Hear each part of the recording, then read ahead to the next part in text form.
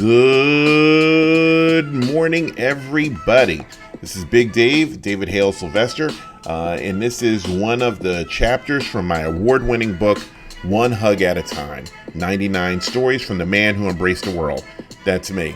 The unique thing about this chapter is that this is one of the few chapters out of the 99 where there's no hug involved, but it is a story that always makes people smile and laugh. And quite honestly, that's why I wrote the book, so people would smile and laugh. I don't care if they're laughing at me or with me, it doesn't matter. But smiles are the mission of my life, and so I included it.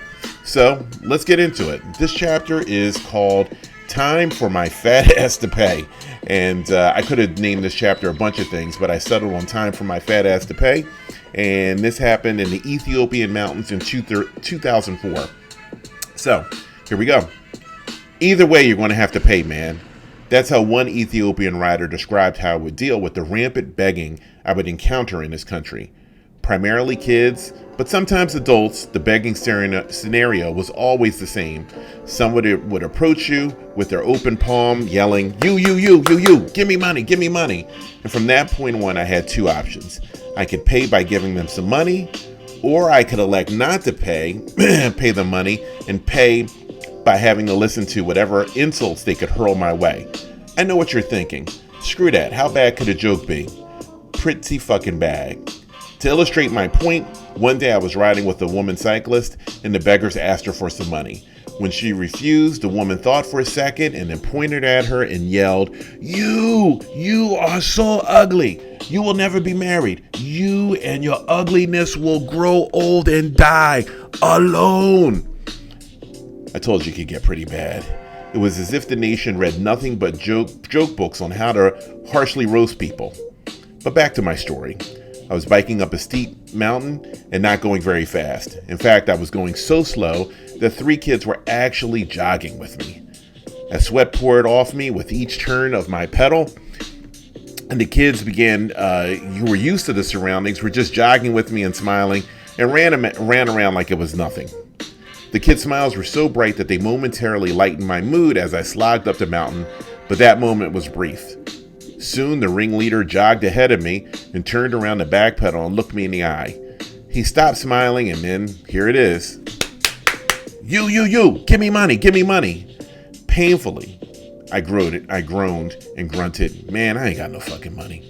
Immediately, all of the kids stopped smiling and jogging, and now it was time for me to pay. The ringleader just yelled, You are too fat for these hills. And even though the joke was hurled at me, I found it funny and snickered a bit, but I eventually braked hard and wheeled around to glare at these kids who were now 20 yards or so downhill. Thinking that I might pedal down the mountain after them, 2 kids had a bit of fear in their eyes. But the ringleader stood in between them and looked at me fearlessly. Then, extending his arms to touch his friend's shoulders, he sucked his teeth and then glanced at his friend as if to say, relax, his fat ass ain't biking down this hill to get us. And you know what? He was right. All I could do was breathlessly mutter, man, if I could catch you, I would fuck you up. And that's the story. And it is something that, out of all the stories that happened when I came back from Africa, my friends loved. In fact, my one friend James, I went to an event one time. He's a DJ, and when I walked into this club, he was DJing. All of a sudden, the music turned down a little bit. I didn't even know James was going to be there or saw me or anything. But all of a sudden, the music turned down, and then all of a sudden, I just heard the DJ say, You are too fat for these hills. And I was like, what the fuck? And I looked up, and I saw James at the DJ booth smiling, and I just couldn't help but crack up. And even that, in addition to that, sometimes my friends will just call me up and just say, you're too fat for these hills, and just leave that on my voicemail, and then that's it, and just crack up. And like I said, it's a story that I love, and it's a story that I hope makes you smile, and I hope brightens your day. Sometimes you just gotta laugh. All right. I will. I'll be back next week with some more chapters. But have a wonderful day, everybody. Peace.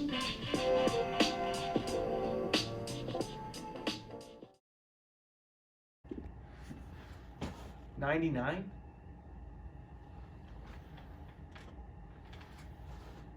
99.